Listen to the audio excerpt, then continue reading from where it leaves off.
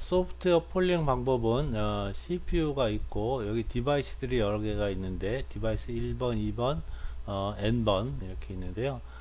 제어선에 보면 인터럽트 요청선이 있습니다. 인터럽트 요청선. 그래서 이 디바이스들이 이 인터럽트 요청선 하나를 공유합니다. 이게 인터럽트 요청선 하나를 공유해서 모든 디바이스가 이 인터럽트 리퀘스트 선으로 인터럽트를 요청합니다. 이 인터럽트 요청에 대해서 인터럽트 서비스 루틴이 하나가 있습니다. 하나가 대표로 인터럽트 서비스 루틴이 이게 하나가 있는 거죠. 그래서 어떤 디바이스가 인터럽트를 걸더라도 항상 일로 들어옵니다. 이 폴링이라는 것은 물어본다는 뜻이죠. 소프트웨어로 물어본다 이런 뜻이에요. 그래서 이 안에 프로그램이 각 디바이스한테 물어봅니다.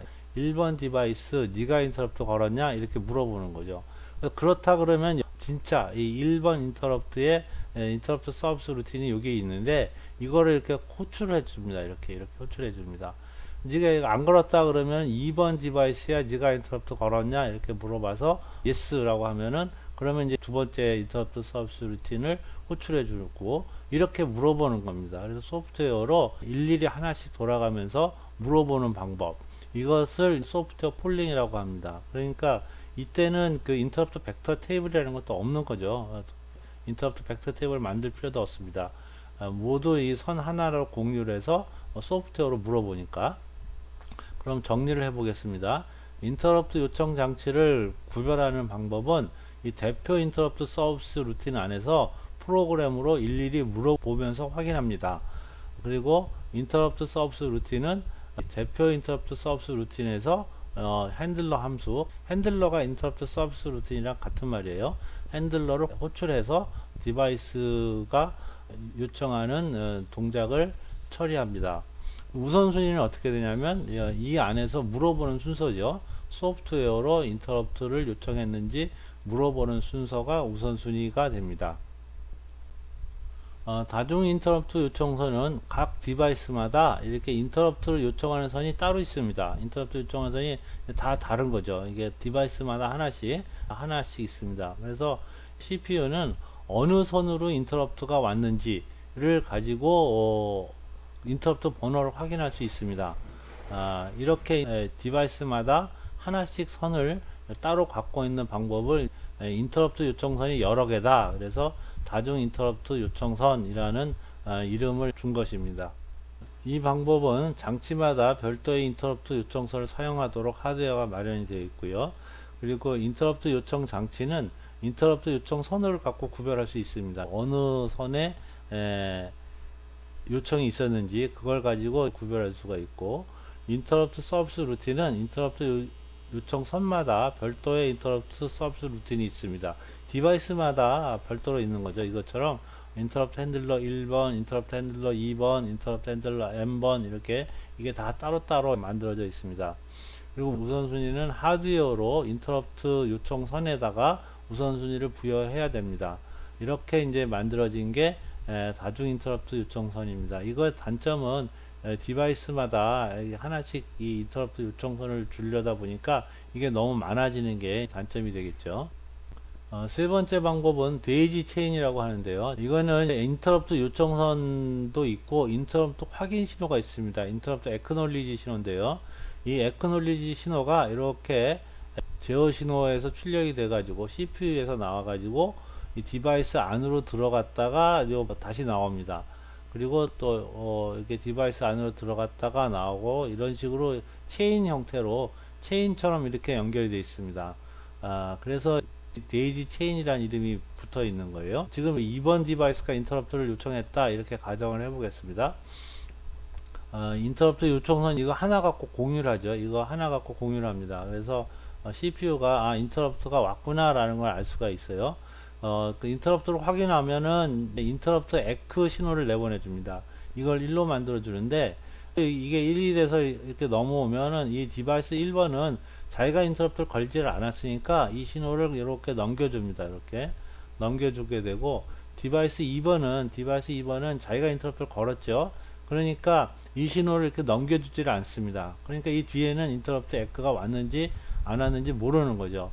그래서 인터럽트 에크가 왔고 자기가 인터럽트를 걸었으니까 이 인터럽트 벡터를 이 디바이스가 갖고 있습니다.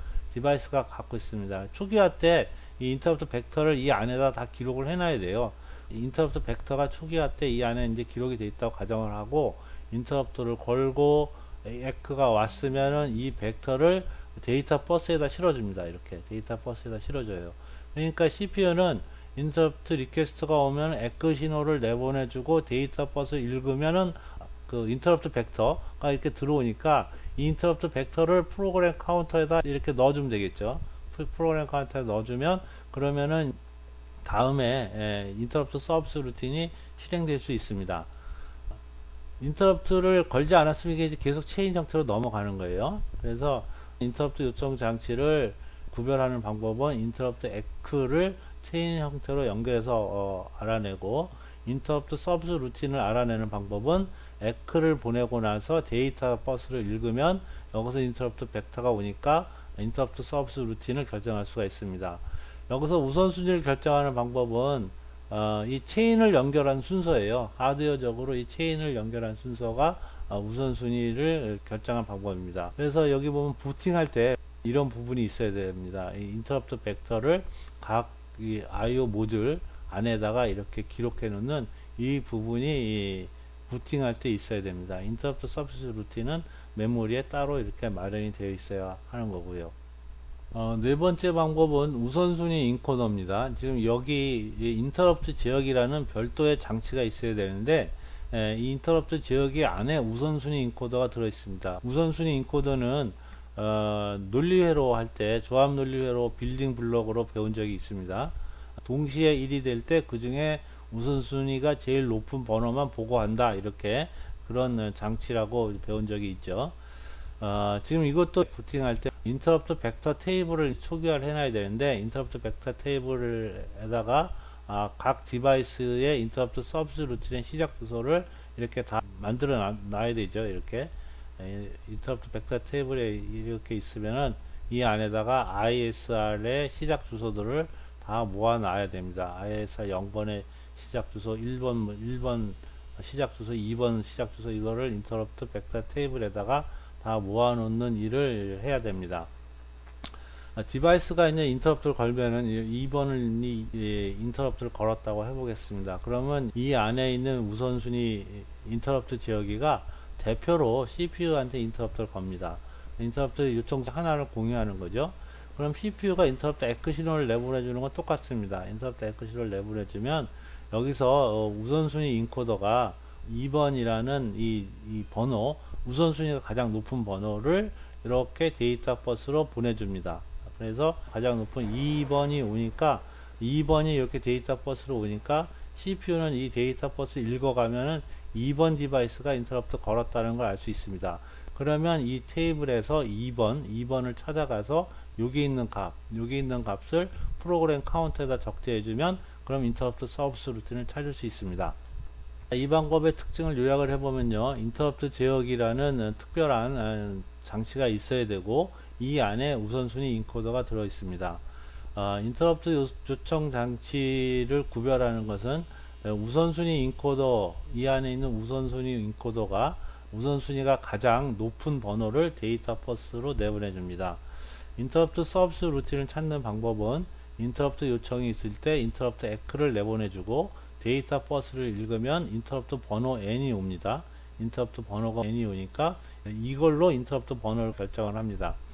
그리고 인터럽트 서비스 루틴은 이 번호를 가지고 인터럽트 벡터 테이블을 뒤져서 정하면 되겠죠. 우선순위는 이 우선순위 인코더에 의해서 우선순위가 결정이 됩니다. 지금까지 네 가지 방법을 설명했습니다.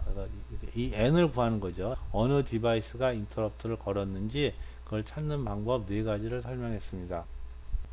인터럽트를 건 장치를 구별하는 방법이 네 가지가 있다 그랬죠. 폴링, 그 다음에 다중 인터럽트 요청선, 그 다음에 데이지 체인, 그리고 인터럽트 제어기, 우선순위 인코더, 이렇게 네 가지 방법이 있죠.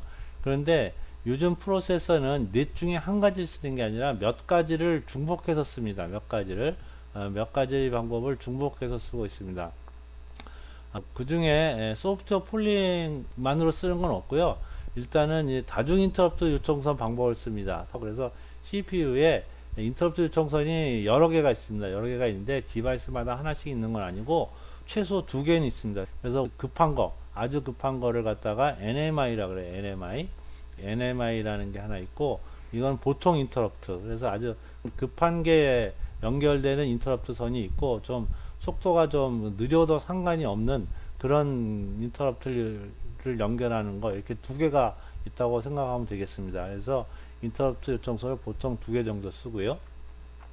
그리고 데이지 체인이나 우선순위 인코더 중에 하나를 씁니다. 이 선 하나를 공유를 하게 되니까 하드웨어로 구별하는 방법이 데이지 체인이거나 우선순위 인코더 둘 중에 하나잖아요. 이 둘 중에 하나를 갖다가 사용하고 있습니다. 그리고 이 데이지 체인이나 우선순위를 쓰더라도 이 데이지 체인으로 연결을 하거나 아니면 우선순위를 연결하거나 할 때 이 선 하나를 또 여러 디바이스가 공유할 수 있습니다. 이 자체를 또 공유할 수가 있거든요. 이 자체를 공유하게 되면은 이 안에 있는 디바이스를 구별해야 되잖아요. 그래서 그걸 하기 위해서 소프트웨어 폴링 방법을 씁니다. 그래서 한 개의 인터럽트 요청선 자체를 또 공유를 하게 되면은 그 공유하는 디바이스들을 구별하기 위해서 소프트웨어 폴링 방법으로 물어보게 되는 거죠.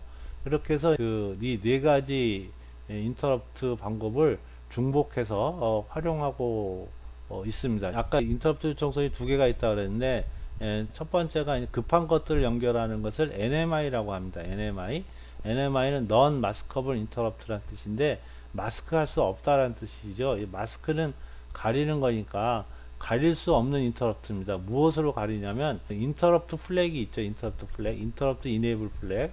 보통 이제 인터럽트는 이 인터럽트 이네이블 플래그가 0일 때는 받지 않고 1일 때만 받는다 이렇게 되어 있는데, 인터럽트 이네이블 플래그과 상관없이 무조건 받게 만드는 인터럽트, 이거는 인터럽트 이네이블이 0이든 1이든 상관없어요. 무조건 받게 만드는 그런 인터럽트를 NMI라고 합니다. NMI.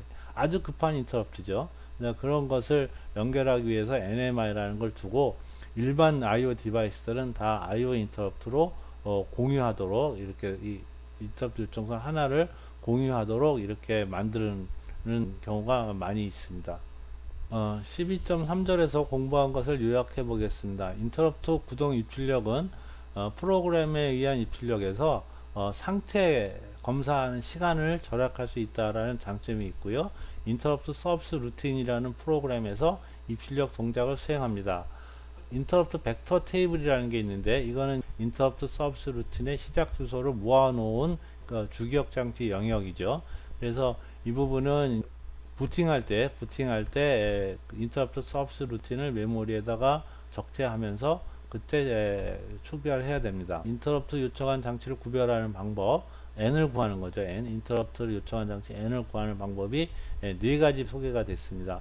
소프트웨어 폴링은 프로그램에서 인터럽트를 요청했는지 일일이 물어보는 방법이고, 다중 인터럽트 요청서는 인터럽트를 요청하는 장치마다 별도로 인터럽트 요청선을 두는 방법이죠. 분리해서 쓰는 방법이고, 데이지 체인은 인터럽트 확인선을 체인 형태로 연결해서 확인하는 방법이고, 우선순위 인코더는 인터럽트 제어기 안에 우선순위 인코더가 있어서 우선순위가 제일 높은 인터럽트 번호를 데이터 버스로 보고하는 방법입니다.